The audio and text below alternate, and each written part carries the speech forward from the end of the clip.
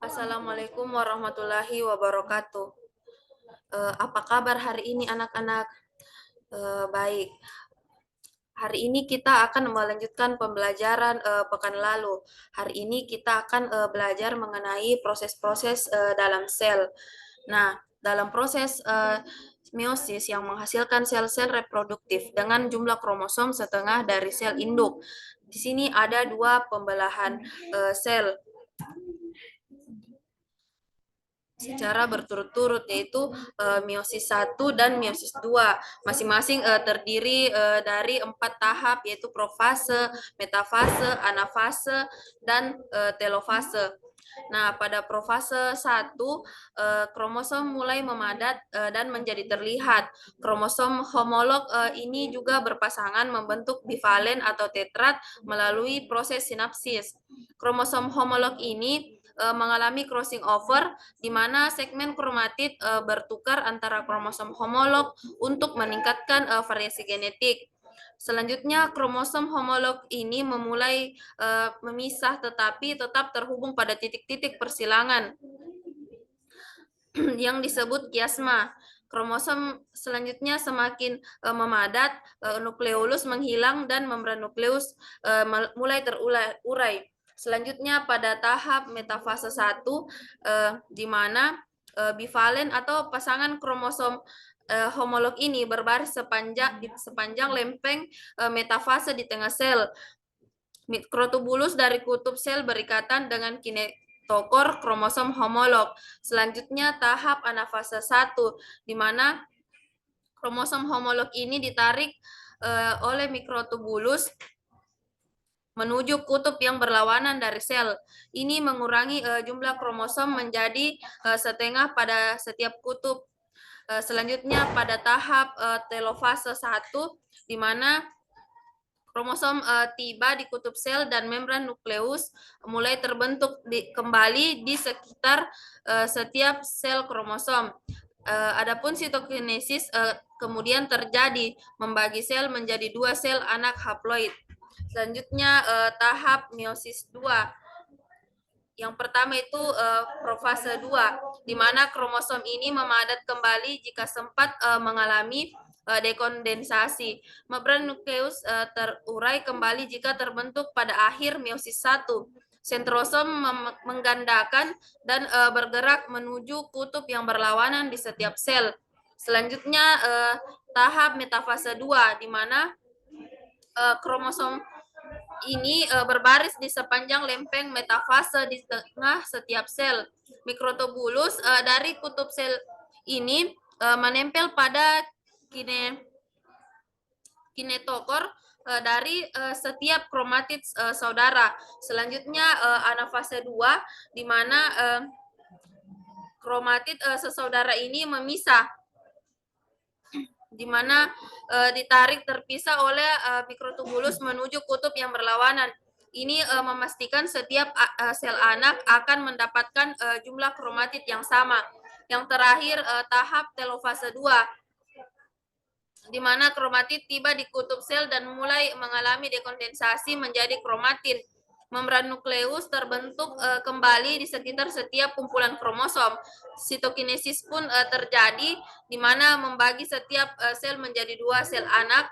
Hasil akhirnya adalah 4 sel anak haploid. Bisa dilihat dari gambar pada tahap telofase 2 ini.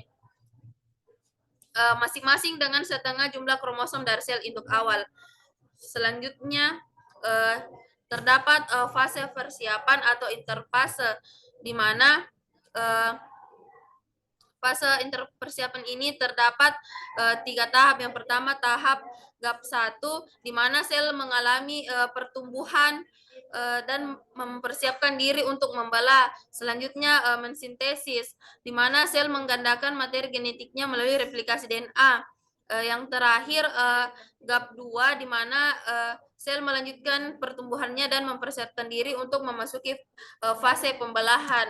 Nah, selanjutnya pada fase pembelahan atau mitosis, yang pertama itu ada profase, di mana kromosom ini mengkondensasi dan menjadi terlihat di bawah mikroskop. Nukleus dan membran inti mulai menghilang.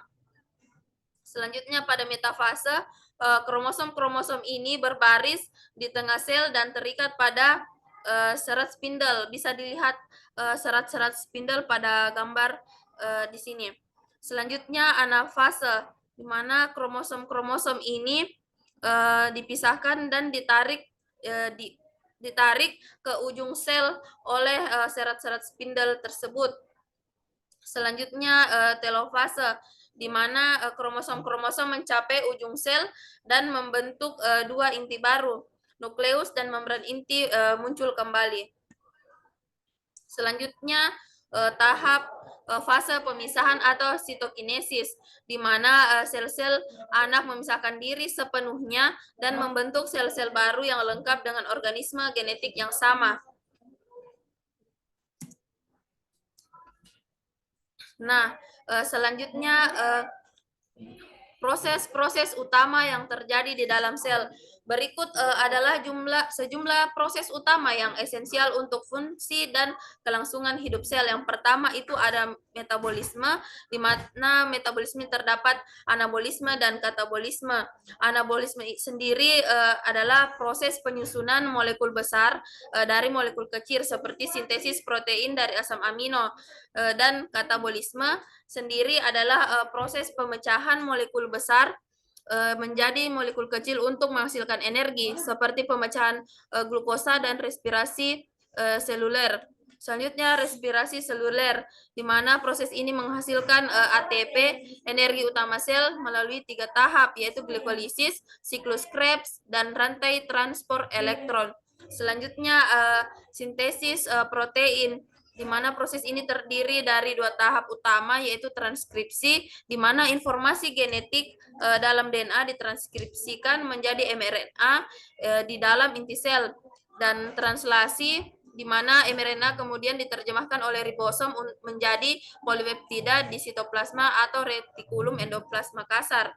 Nah, selanjutnya proses replikasi DNA, di mana proses penggandaan DNA yang terjadi sebelum sel membelah, memastikan setiap sel anak menerima salinan identik dari DNA induk. Selanjutnya ada tahap siklus sel dan pembelahan sel, di mana proses yang dilalui sel untuk tumbuh dan membelah, yaitu tahap G1 atau pertumbuhan pertama, di mana sel tumbuh dan memproduksi organel serta molekul yang diperlukan untuk melakukan sintesis DNA. Selanjutnya sintesis DNA di sini terreplikasi. Selanjutnya pada tahap pertumbuhan kedua, di mana sel tumbuh lebih lanjut dan mempersiapkan diri untuk melakukan pembelahan. Nah, selanjutnya akan memasuki tahap mitosis, di mana sel membelah menjadi 2 sel anak identik melalui proses mitosis dan sitokinesis. Selanjutnya ada apoptosis, di mana proses kematian sel terprogram yang penting untuk menghilangkan sel yang rusak atau tidak diperlukan lagi dan mencegah kerusakan lebih lanjut pada organisme. Selanjutnya ada proses komunikasi sel, di mana sel ini berkomunikasi satu sama lain melalui sinyal kimia seperti hormon dan neurotransmitter dan sinyal listrik untuk koordinasi fungsi dalam jaringan dan organ. Selanjutnya ada proses fagositosis dan endositosis, di mana fagositosis itu sendiri yaitu pengambilan partikel besar seperti bakteri, sedangkan endositosis pengambilan molekul kecil dan cairan. Selanjutnya kita masuk ke materi perbedaan sel hewan dan sel tumbuhan. Nah, dapat kita lihat dari gambar, di mana sel hewan dan sel tumbuhan ini memiliki beberapa perbedaan utama, di mana sel tumbuhan memiliki dinding sel yang kaku terbuat dari selulosa, memberikan bentuk yang tetap, sedangkan sel hewan hanya memiliki membran sel yang fleksibel. Sel tumbuhan juga memiliki kloroplas untuk fotosintesis, sementara sel hewan tidak memiliki kloroplas tersebut. Selanjutnya vakuola dalam sel tumbuhan biasanya besar dan tunggal, berfungsi untuk menyimpan air dan nutrisi serta menjaga tekanan turgor. Sedangkan sel hewan memiliki vakuola kecil dan banyak. Sel hewan ini memiliki lisosom untuk pencernaan intraseluler yang jarang ditemukan dalam sel tumbuhan. Sentriol yang penting untuk pembelahan sel ada dalam sel hewan, tetapi pada sel tumbuhan tidak ada. Selain itu, sel tumbuhan ini juga memiliki plastida seperti leukoplast dan kloroplast yang tidak ada di dalam sel hewan. Bentuk sel tumbuhan umumnya tetap dan berbentuk kotak, sedangkan sel hewan memiliki bentuk yang bervariasi.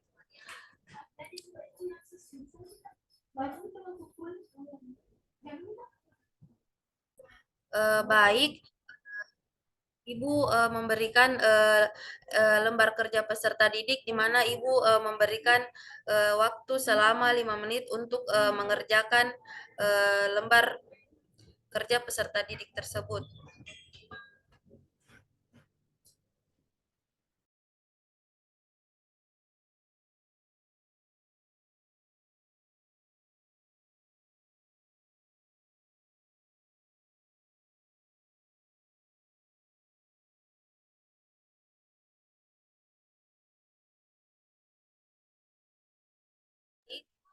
Ibu akan membagikan tes formatif di link di chat room dari Zoom ini. Ibu akan berikan waktu selama 5 menit untuk mengerjakan tes formatif tersebut dalam bentuk Google Form.